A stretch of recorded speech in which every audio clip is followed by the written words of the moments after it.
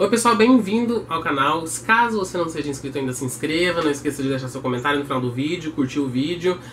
E hoje eu quero falar com vocês sobre o livro I'll Be There For You, The One About Friends, da Kelsey Miller.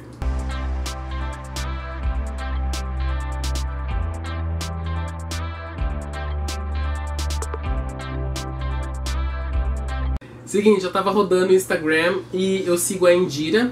E eu vou deixar aqui o Instagram dela pra vocês darem uma olhada, porque eu gosto bastante do Instagram dela, dos livros que ela lê, das indicações que ela dá.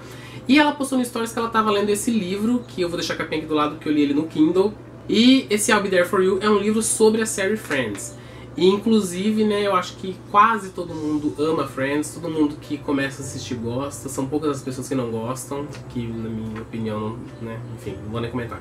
Mas Friends é uma paixão, assim, né, mundial, desde que foi lançado em 94. E mesmo em 2004, depois de 10 anos, 10 temporadas, o seriado tendo chegado ao seu fim, até hoje, né, as reprises dão muito dinheiro. A Netflix tá aí, né, com contratos para poder passar, com contratos milionários para poder continuar passando Friends na sua programação.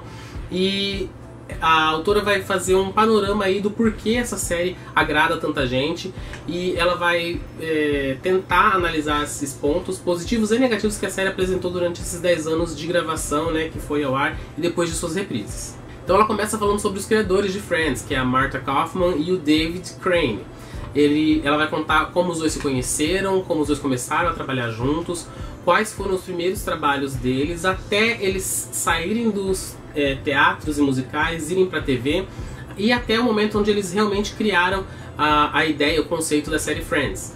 Vai ter um capítulo também que vai falar sobre a escalação de elenco, como foi divertido ver o processo de seleção, onde eles contam que o personagem do Ross foi escrito para o David Schwimmer, e então já estava escolhido o personagem, só que todos os outros foram bem mais difíceis de escalar.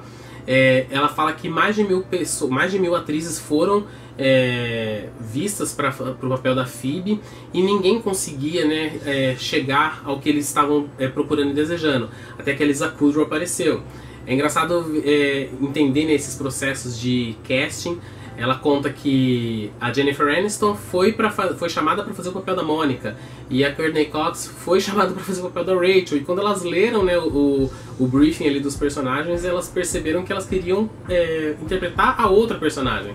Então todo esse processo é bem interessante de ser visto, e é muito interessante ver como as TVs funcionam, porque durante esses primeiros capítulos ela vai explicar como funciona a venda da ideia de um programa novo para emissoras de TV, para os estúdios, e depois como funciona a gravação do piloto, porque primeiro eles gravam um episódio só e apresentam, né, para os executivos. Se eles gostarem, eles encomendam uma temporada inteira, né, com 20, 24 episódios.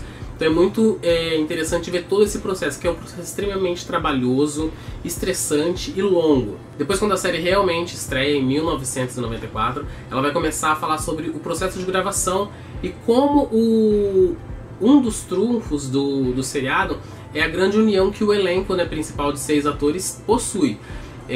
Não é só uma química que eles têm ali em cena. Eles realmente se dão muito bem fora das câmeras, e eles tinham uma união e uma vontade de fazer crescer uns os outros. Isso facilitou muito para que o seriado passasse uma legitimidade, né, ali nas câmeras. E aí ela vai percorrendo essas 10 temporadas de Friends que teve, como eles se tornaram atores e atrizes que eram vagamente conhecidos para pessoas que eram conhecidas no mundo todo.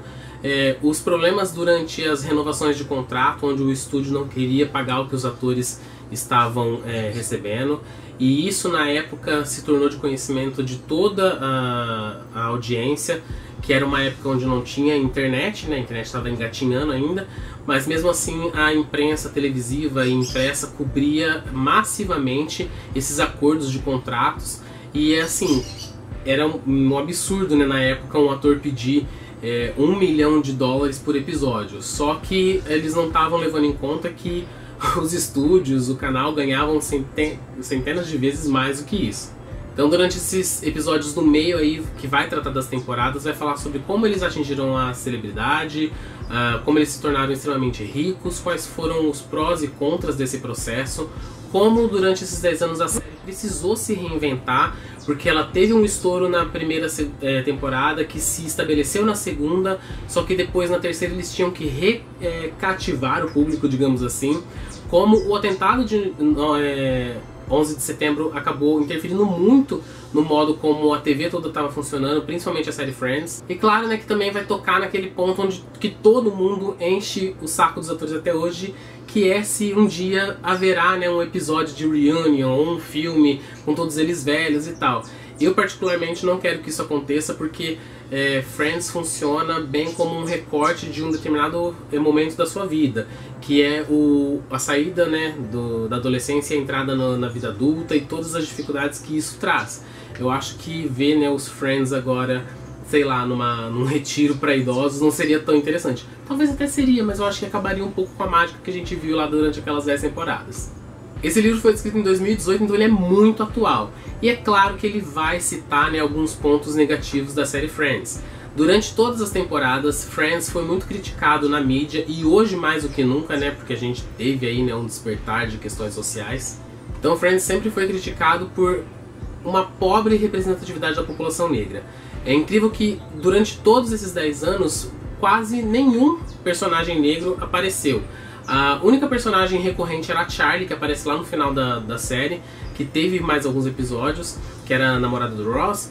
Então, eles sempre foram questionados como que em Nova York, que tem uma grande, né, mistura aí de pessoas, eles conseguiam ter uma série onde só existiam pessoas brancas. Outro ponto sensível ali, né, da história de Friends é a grande quantidade de piadas homofóbicas que tem durante todo o seriado. E também algumas posições machistas que geralmente eram colocadas ali, né, pelos protagonistas masculinos. E o que a autora discute durante essas questões? Ela diz que sim, esses problemas existiam e que Friends era um retrato daquela época, onde não se tinha preocupação com representatividade, com homofobia. Então eles tocam em pontos, por exemplo, desde o início da série, a ex-mulher do Ross, a Carol, ela se assumiu lésbica e tinha um relacionamento com a Susan. Então mesmo que durante esses pontos houvessem algumas piadas erradas, eles ainda viam pelo lado positivo de que pelo menos havia uma mínima representação ali na TV, numa época onde não havia nenhuma. O mesmo acontece com a mãe do Chandler, que era o pai, o transexual, que foi retratado ali de uma maneira totalmente errada durante o seriado, e já era lá pelas últimas temporadas, então devia ter um pouco de noção do que estava fazendo, mas mesmo assim as pessoas, né, da comunidade trans que a autora entrevistou pro livro, elas acabaram dizendo que elas entendiam as coisas erradas que estavam acontecendo ali, mas mesmo assim elas ficavam felizes por ter ali aquele mínimo de representatividade durante aqueles minutos de um dos seriados mais famosos do mundo. Então é bem interessante, eu gostei bastante que a autora abordou esses temas mais complicados da história de Friends, porque hoje em dia existe muito essa discussão, né, de se o seriado era homofóbico, preconceituoso ou não. Só que ao mesmo tempo que a gente precisa entender que existe, né, eles são um produto de uma época, de um recorte ali temporal, onde tais preocupações não existiam, só que a gente precisa também ver como que evoluiu daquele momento até agora, ver o quão a gente cresceu e o que a gente precisa melhorar ainda. Então gostei bastante que a autora tem essa conversa com a gente sobre o seriado, sobre por que a gente gosta tanto, ama os personagens, se identifica, mas também debate esses pontos negativos da série. E o livro todo tem bem esse teor mesmo, é como se fosse uma conversa. Como se você fosse para algum café, algum bar, sentasse com um amigo que também adora Friends e começasse uma conversa sobre a primeira até a 10ª temporada. É muito divertido o livro, socialmente consciente, porque ela aborda essas questões. E para todo mundo que gosta de Friends, eu recomendo muito que vá atrás desse livro.